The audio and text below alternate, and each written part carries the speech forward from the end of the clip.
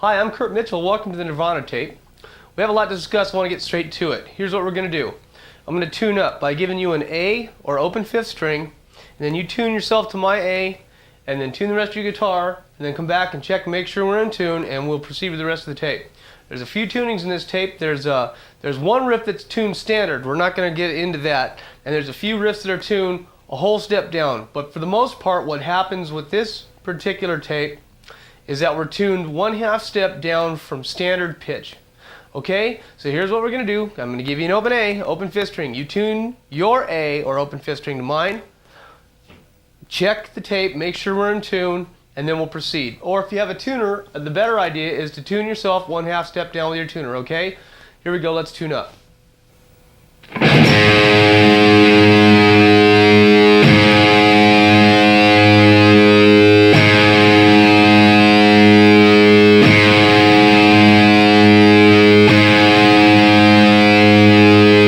Alright, before we get started with our first riffs, I want to say a few things about this particular tape. This guy, Kurt Cobain, he used a lot of gadgets that I've read about, and you can read about him in a lot of guitar player magazines and stuff, especially since he passed away. But it's not very important. The main effect we're going to be using is a pedal chorus, and it's used on most of the distortion stuff. I don't want to get tied up in all that stuff because you can get lost in all that junk. He used pretty cheap stuff that you can get pretty much anywhere. He used to play a Fender Jaguar, which I used to have and got stolen from me. I wish I hadn't. It was a 65, really nice guitar. He was left-handed, obviously. He wasn't a very good guitarist. What he was a great songwriter, okay? And he used the guitar to convey his songs and get his words out, and he used the guitar as a tool to get the songs done. You know, he wasn't Eddie Van Halen. He wasn't trying to be and didn't care. Of all the Seattle guys that came out of this whole era, which crushed what I was doing when I put my album out, I was with a band called Bangalore Choir, and we were doing that corporate rock thing, and my hair was all puffed out, and I was really cool looking, right, and makeup and all that crap. And they crushed that because it was honest. It was meant for themselves. If you write songs for yourselves, most of the time what will happen is they come out sounding good or unique. Now, he's not extremely unique, this guy. Kurt wasn't. He's got a lot of influences that I hear. A lot of the Beatles in him. A lot of, there's some Police in him. And there's some Black Sabbath in there. But the main thing I want to convey to you about him is that his melodies were extremely good. His songwriting was extremely good. His hook lines were extremely good. Whether he meant them to be or not, I don't know. Like I said, as a guitarist, he wasn't very good, but he didn't care. And what came across to me is that of all the Seattle bands, or the main three, there's like Pearl Jam, Nirvana, and the other one, Soundgarden. This guy was the best of them all. He started the whole thing because he came out and made it popular first, but this guy was the best of them all. This guy was the most tied up in songs, and as far as I'm concerned, had the best sense of melody. He also had a great rock singing voice, man, which, you know, I don't know if he even gave himself credit for, but his voice was great. You can't buy a voice no matter what you do. You can learn to play the guitar all you want, but you can't buy a singing voice. His was incredibly good. It's too bad he's gone, really too bad he's gone, because it was a stupid thing to do, and it's a shame because there was a lot more songs in him, you can just tell. Anyways, we got a basic distortion sound going here. We're 1/2 step down. We use a chorus pedal on most of the stuff. Other than that, it's just straight ahead and hard pounding rock music.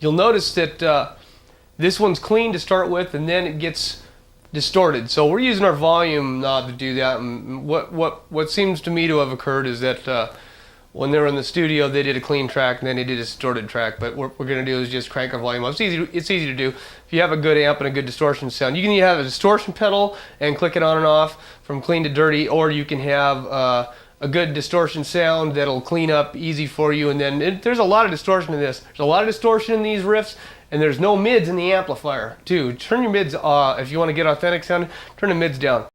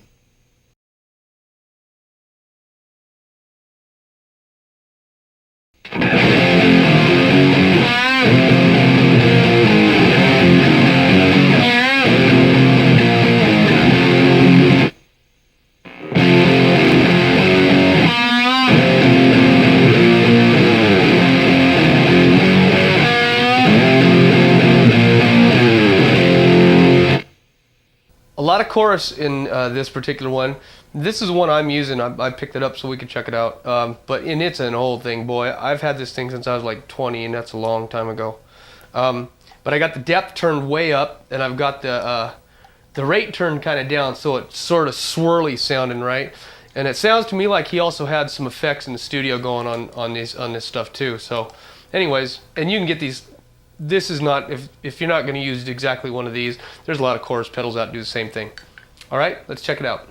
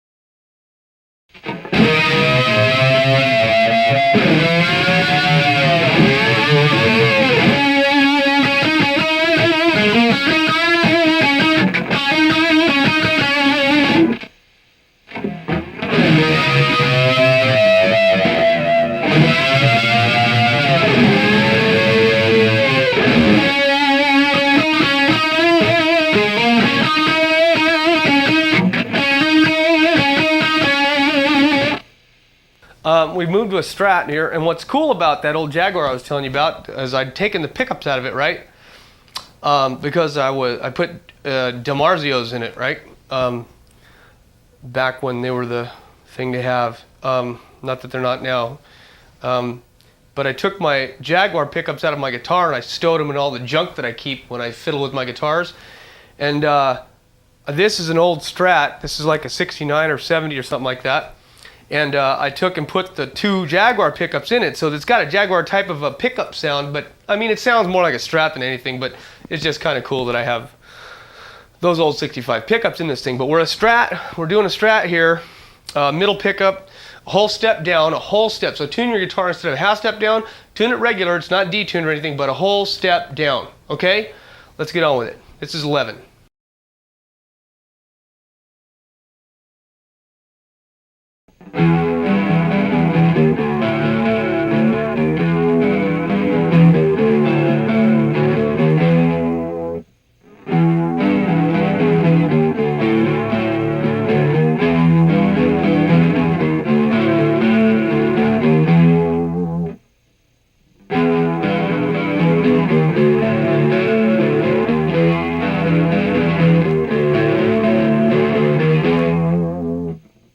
Clean sounds really Police-like to me. The old Zenyatta Madonna and those old Police albums.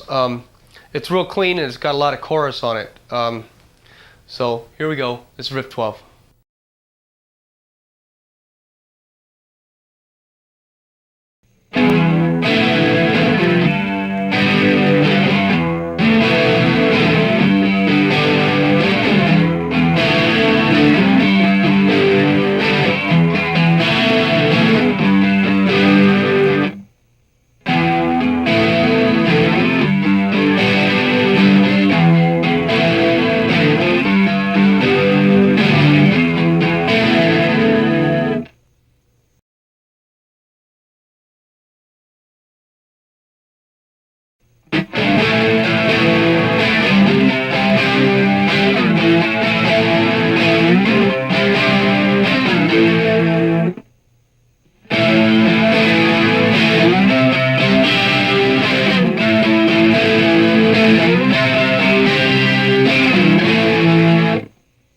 Here on riff 14, we're going to buckets of distortion. So just jack the distortion up and you should be able to get it. Remember, not too many mids in the sound.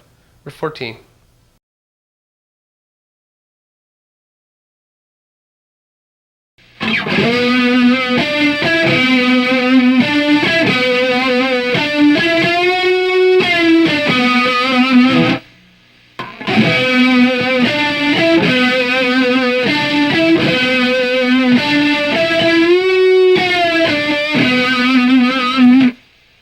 These next couple of riffs are tuned up to standard pitch, okay? I'm not going to do that. I'm going to leave it down 1/2 step. We're up to half a step, normal tune. I'm going to leave it there to show you these couple riffs.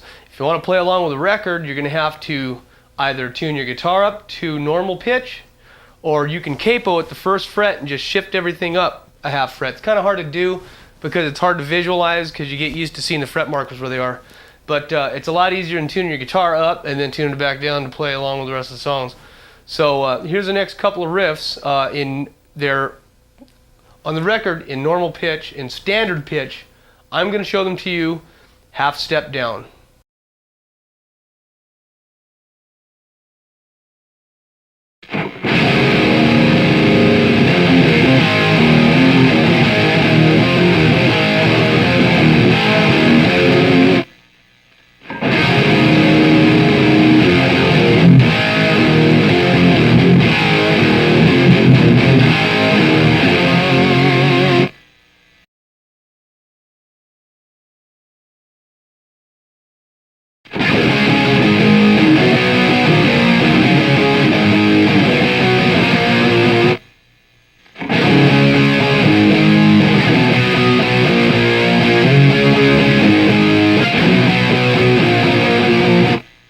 And these next two riffs, these are a whole step down. The first one's clean, second one's distorted.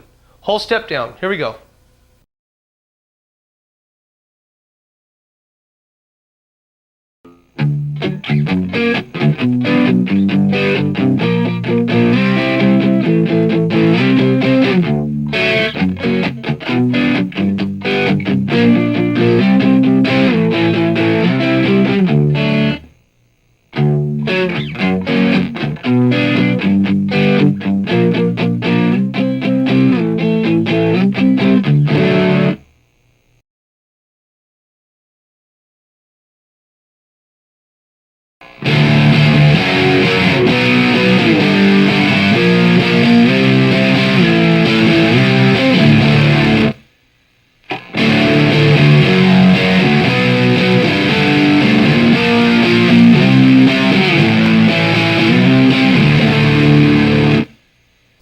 next couple of riffs, we're going to move to our acoustic guitar, okay?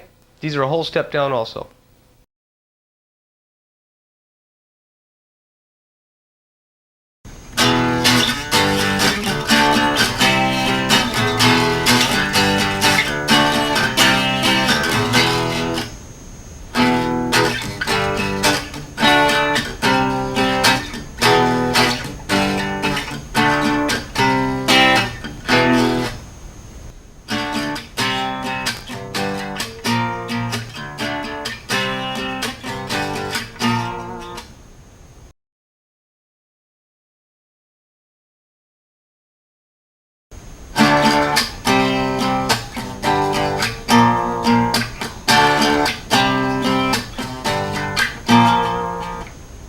These next couple of riffs, we're going to plug our guitar straight into the mixing board, okay?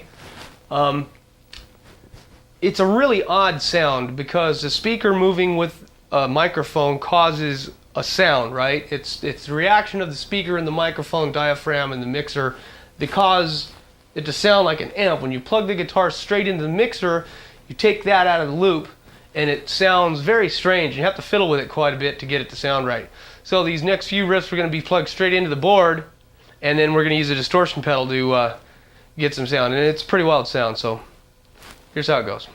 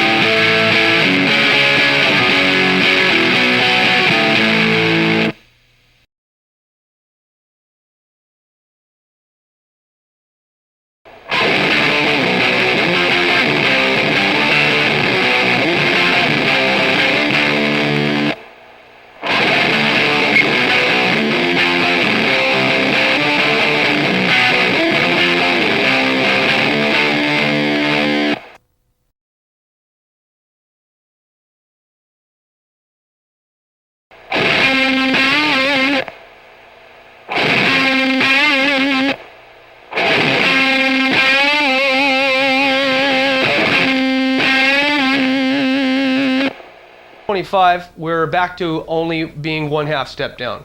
1/2 step down from normal pitch means there's two tones. A half step's the one in between. So if you're at standard pitch in E, you tune to E flat, that's here. And when you're a whole step down, you're tuned literally down to D. Your E string's tuned down to D, and the rest of your guitar is correspondingly tuned down one whole step. Here's the next riff.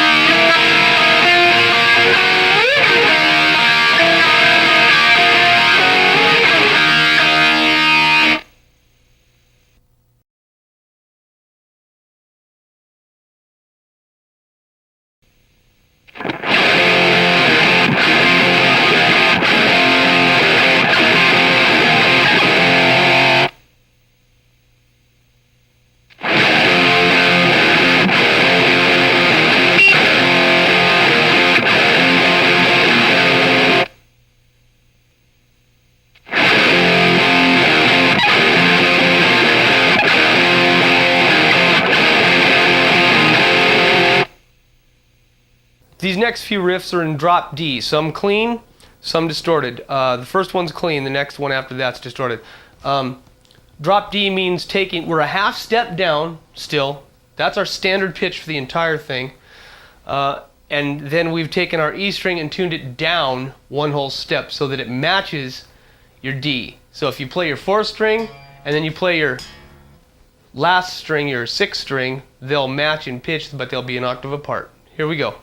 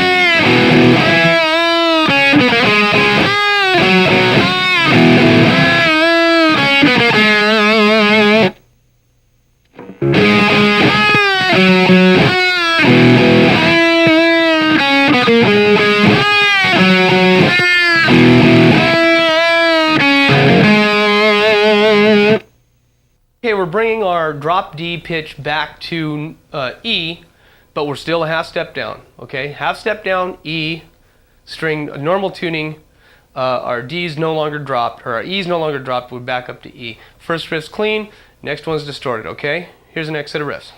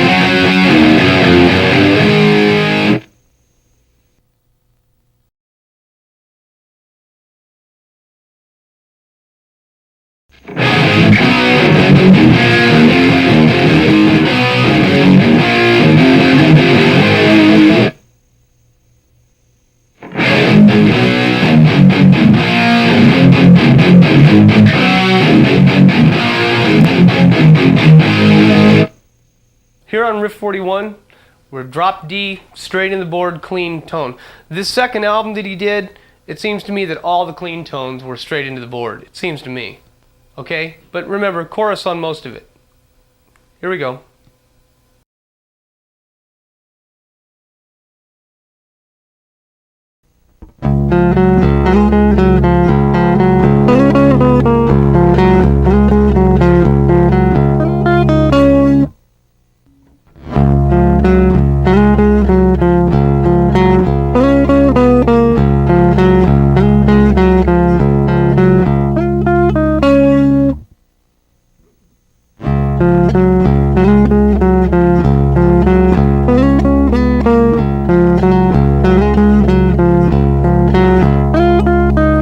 That about wraps it up. There's a song to play too at the end here. It's the same one that you heard at the top. Just to practice to. It's fun to practice to them. I need to reiterate the fact that this guy was a really, really good songwriter and a real good singer, and played songs that he meant, and when he took his own life, he really did us all an injustice because he wrote good songs. Man, and I'll tell you, I never had any respect for him as a guitar player until I realized that it was all about songs, and it's not about how fast you can play, and it's not about how ripping your leads are. You can have... Malmsteen's a perfect example. Malmsteen can really play lead guitar, in some people's opinion, or at least he's got dramatic solos going, if you know who Malmsteen is. The songs don't cut it. This guy wrote songs that he meant. They're good songs. They have great melodies. It's just too bad that there aren't going to be any more.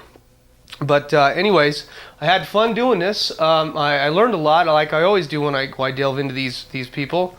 And I enjoyed making it, and I hope you enjoy playing along to it. And until next time, I'm Kurt Mitchell, and I'll see you later.